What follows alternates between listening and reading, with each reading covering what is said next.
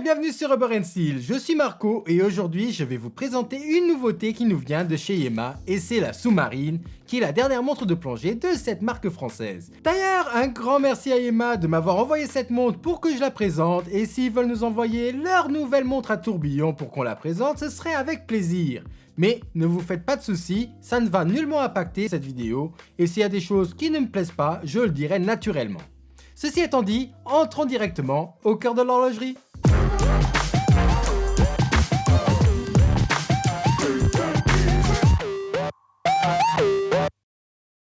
Parlons directement de la boîte de cette montre et lorsque je l'ai vue, je suis passé par plusieurs sentiments. Le premier c'était, bah voilà, encore une boîte générique à la Fashion Watch, dégueulasse qui donne pas envie, mais lorsque j'ai enlevé le couvercle de la surboîte et que j'ai vu que la boîte de la montre était un étui de transport pour la montre, là mes impressions ont changé du tout au tout et je me suis dit alors ça c'est une excellente idée parce que des fois on se demande où on va bien pouvoir ranger les boîtes et là on a une boîte compacte qui peut nous servir au jour le jour pour ranger la montre et ça c'est un excellent point pour moi. En plus de ça, c'est un étui qui est très bien fini et en cuir, ce qui va lui assurer une excellente longévité. Quand on ouvre cette boîte, on va du coup logiquement directement y voir la montre.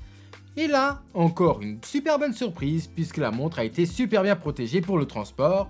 Et l'intérieur de la boîte et le coussin sont d'ailleurs très doux, ce qui évitera aussi les rayures lors du transport. Passons à son déballage pour enfin observer cette montre de plus près.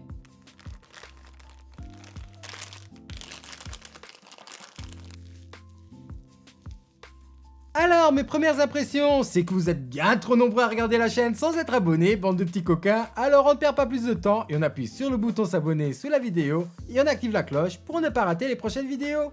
Et mon petit doigt me dit que la prochaine Yema qu'on va vous présenter va beaucoup vous plaire, donc vous savez ce qu'il vous reste à faire.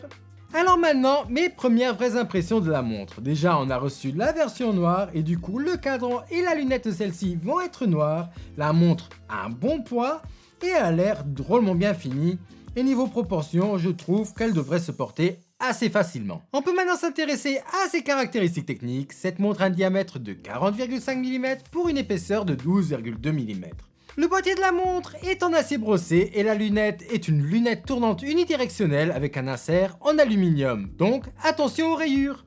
Niveau complications, on va avoir une montre assez simple qui va nous indiquer les heures, les minutes et les secondes. Pas de date pour celle-ci, c'est vraiment dommage, mais bon, au fond de la mer, ça m'étonnerait qu'on se demande si on est le 3 ou le 4 du mois. Et pour en finir avec la face avant de cette montre, on va avoir un verre saphir et donc celle-ci sera très résistante aux rayures. Si on regarde la montre du côté, on va y retrouver une couronne signée avec le logo Yema, ce qui est toujours une petite touche qui fait plaisir.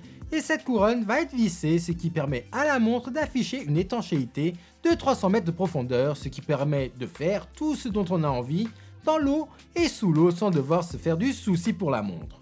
Bon, je dis tout ça, mais ce n'est pas vraiment tout, puisqu'il ne faudrait pas aller plonger à plus de 300 mètres avec la montre au poignet, ce qui me semble quand même logique. Quand on retourne la montre pour voir ce qui s'y passe, on ne va malheureusement pas voir le mouvement, mais un fond de boîtier en acier avec un joli logo de la marque en son centre et diverses informations tout autour, comme le fait que la montre est automatique, qu'elle est entièrement en acier ou encore qu'elle est fabriquée en France.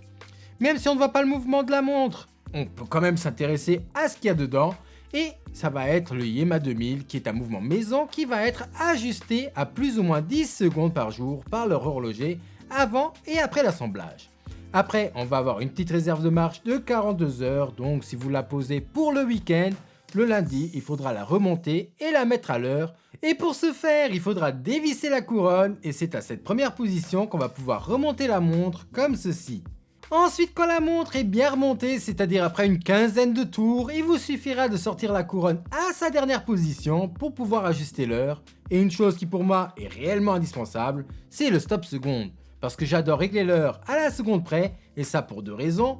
La première, c'est que ça me permet d'être toujours exactement à l'heure, ce qui est très important pour moi.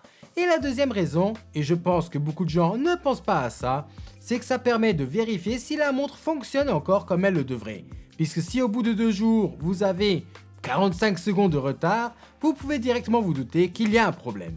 Pour finir, on peut enfin s'intéresser au bracelet de cette montre qui va être en Rubber & Steel, la boucle qui va être donc, comme je viens de le dire, en acier, est une boucle Ardillon et c'est vraiment dommage puisque vous le savez peut-être déjà, mais je ne suis pas fan des boucles Ardillon sur les montres sport parce que pour moi, ce n'est pas assez sécurisé. Mais Yema a pensé à tout et propose également un bracelet en acier qui va être en grainerie et qui va avoir un fermoir qui se ferme en 2 temps qui va lui être beaucoup plus sécurisé. En plus de ça, ce bracelet en acier va avoir un système d'extension de plongée, ce qui n'est pas négligeable quand on veut faire une montre de plongée fonctionnelle.